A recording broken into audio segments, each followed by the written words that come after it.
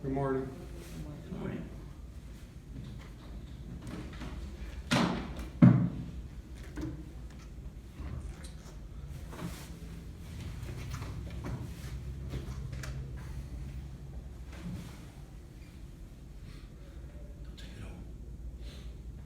I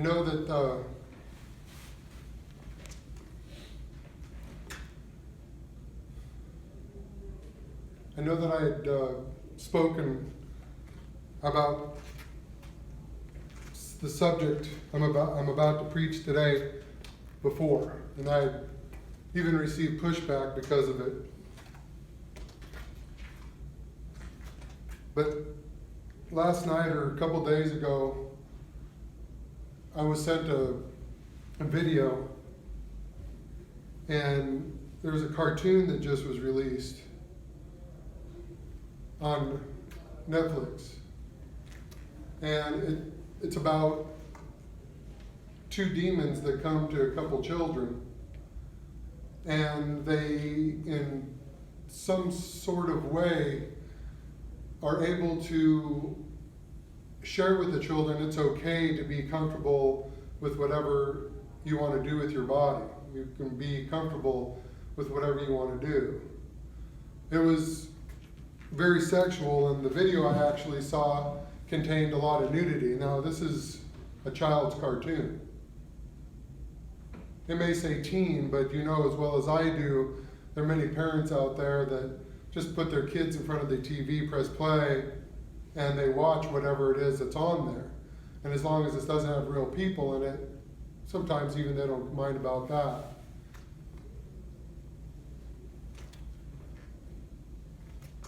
One of the things I've realized as I was watching that video, and like I said, I've preached about this before, that there's war happening. And I've preached about this numerous times. I've preached about spiritual warfare, about the armor of God, about things that are going on in the world. And this war that's happening is very close to home. And there's a Protestant minister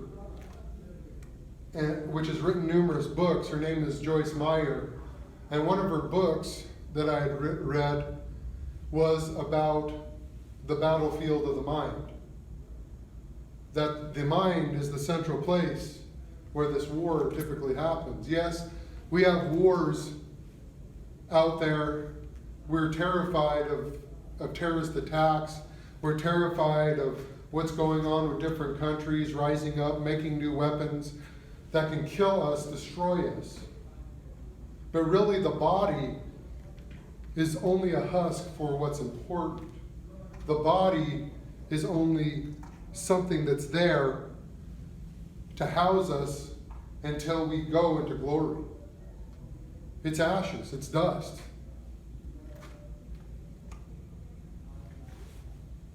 There's a couple of examples that I call to mind in the Old Testament. And as Joshua was going through the land conquering, they sent out spies to go among some of the people.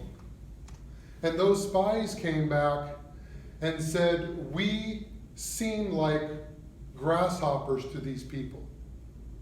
They are so big, so powerful, we're just like grasshoppers to these people." And Joshua's like, don't say that, basically. You've already been defeated because you've already compared yourself to this army and made yourself small. We have the Lord our God on our side. But these two guys, even their intent was good, came and tried to crush the spirits of the army at hand. And then King David comes along years later. And King David, a man after his own heart, sinned, repented, does all these things. Out of his own house, somebody rises up, his son rises up, Absalom, and begins to slowly take over, forcing David out of the city himself. And David was a man that loved his family.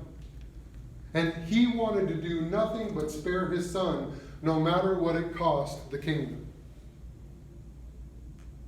And then years later, we have this war that comes very close to home. And because we can't reconcile ourselves to humanity, we can't reconcile ourselves to God, the war comes and Jesus steps in. I know you think, a lot of times people think that when Jesus came, it was a sacrifice. It was. It was mercy. It was. It was divine will. It was. It was all of those things. But we people have been so captivated by the law of the church that we had imprisoned ourselves. And we, even though God constituted a way for us to give sacrifices, again, as Mark read, there was a high priest that would go in once a year into the Holy of Holies, and they would do sacrifices, and that's how they would cleanse the people's sins. That's how they would take care of it. That was a spiritual war. Because there was nothing really that could take away the people's sins. It wasn't the lamb itself, it was the action. It was what was going on, what happened, and the mindset of the people that did it. But eventually that mindset became ritualistic. That mindset became, we just got to do it so we can clean ourselves, and we don't really have to mean it. I'm sure some of them meant it. Don't get me wrong.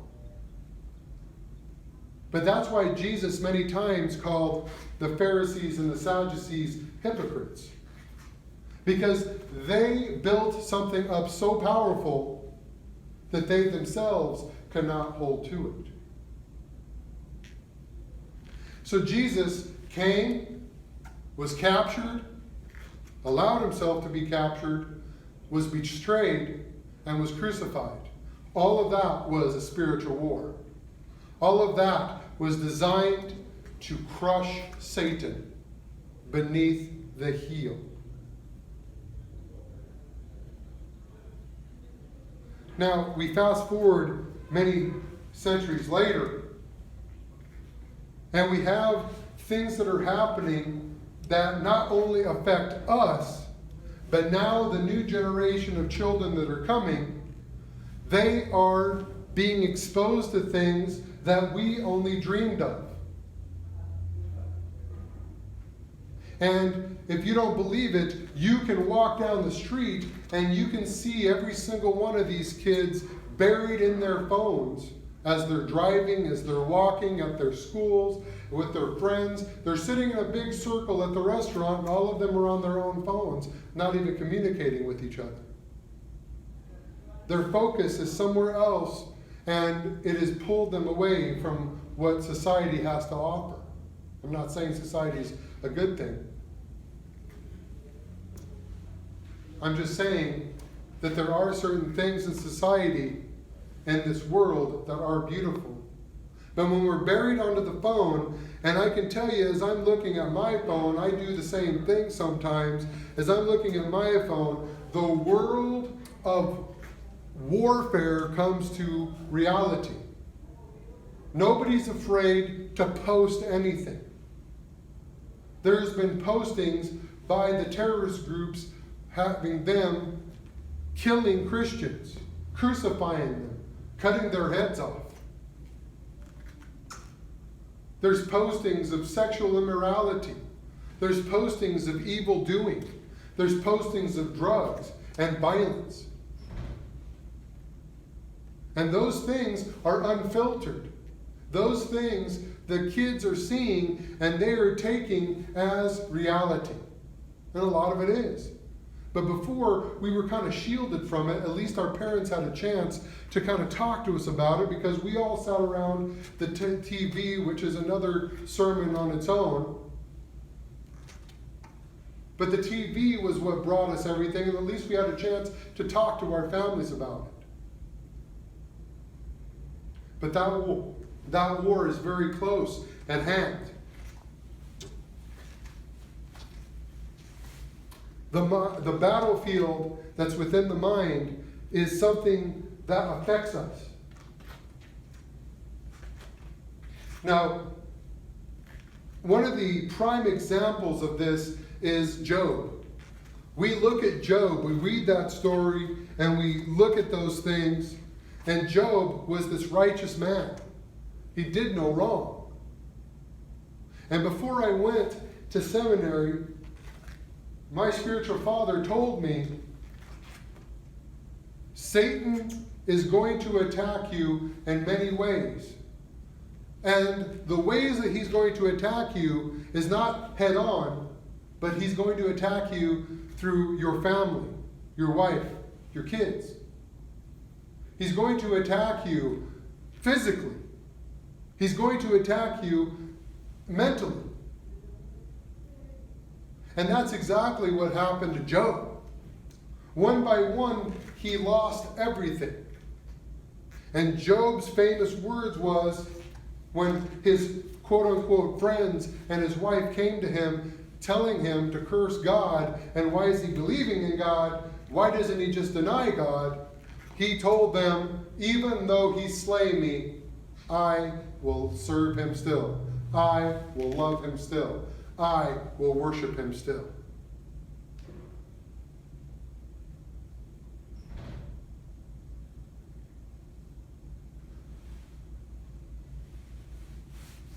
Isaiah's words I have mentioned numerous times. O Lord, who will believe my report? That was the prophet Isaiah going to the people and asking God, who exactly is going to believe my words when I come to them?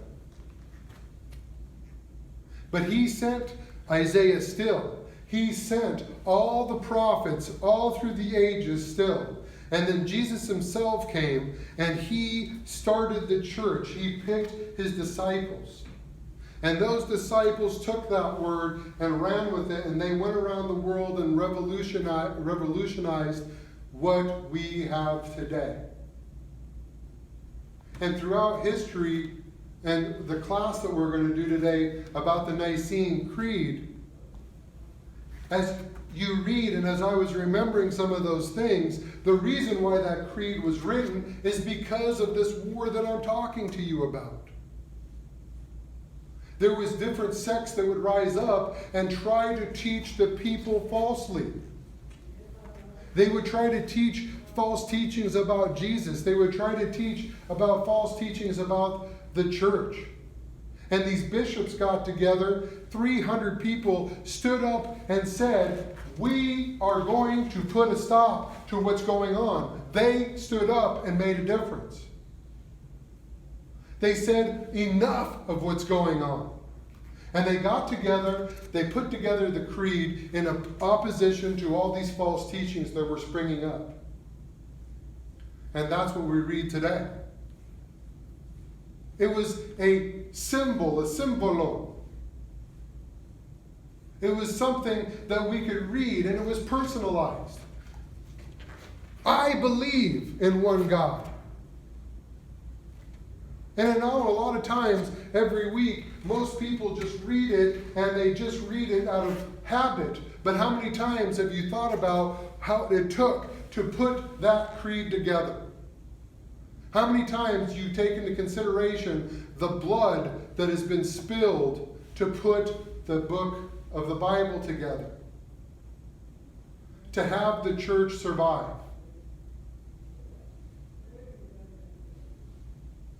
But as the preacher preaches, so many people are buried in the things that worry them more.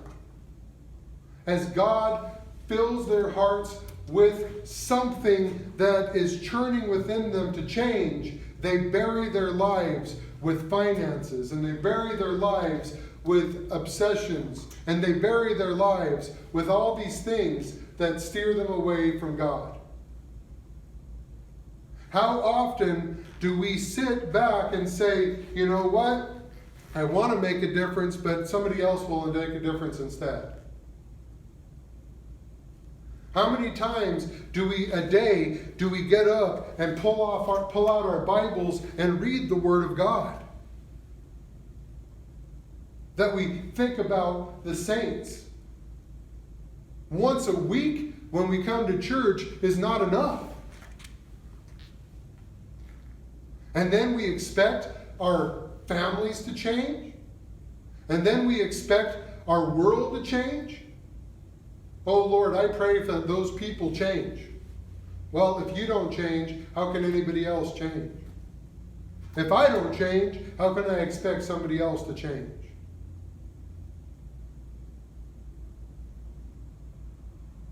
All the things that have been preached and preached and preached over and over again throughout the centuries, one way or another, has been repeated. Somebody somewhere has probably stated similar words to mine, and some people listen, and some people don't. And Isaiah's words ring true. O Lord, who will believe my report? Jesus came to bring the good news of the gospel. The battle has already been won. He's given us all the things that we need to face the adversary. He has given us all the things that we need to face Satan and his minions. He's already won the battle. That day at Calvary, when he hung between the two thieves, when he was crucified, when he shed that blood for us, he put the battle back in our side. Because he defeated Satan. He defeated death. And death has no more hold over us. The good news is that the battle can be won. The good news is that the battle has been won. But each of us has a personal battle that we must face every day. When we're at work, we have to make that decision. When we're at work, if somebody's talking horribly about God or horribly using God's name in vain, or talking about the country, or talking about this or that or this or that, we have a choice. We can be quiet, or we can stand up and say something. But a lot of times we're afraid to lose our jobs, we're afraid to lose our friends, we're afraid to lose popularity. When we're at the store, and that's on the local level. But I know many people that I've spoken to are so frustrated with the things that are happening in the government. And all they do is post bad things and mouth bad things, but nothing changes. They just allow those things to happen. And there's many people that sit and look at the state, even in Florida on a local level, about this red algae that's going on. And some people are actually standing up and fighting it. But most people are just saying, oh, it's just part of what's going on. You have to be active in this life. You have to be active in your life. We have to be active in our lives. If we want the church to survive, we have to be active and fight for it.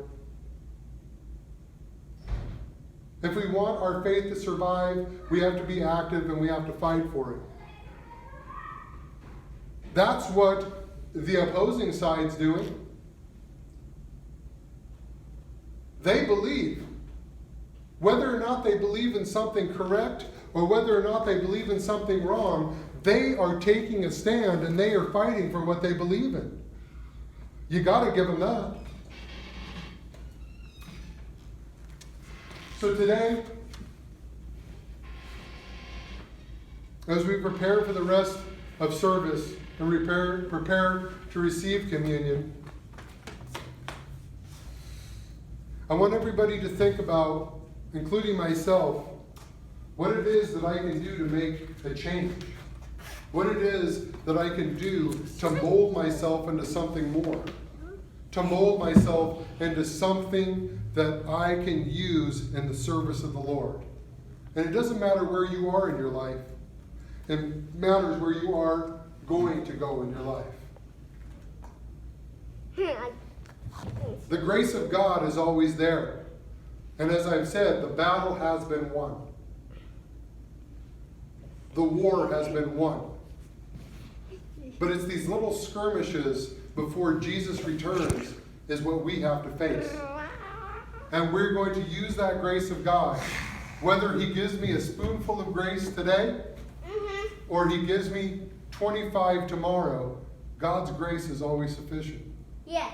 But we have to use that grace in our lives.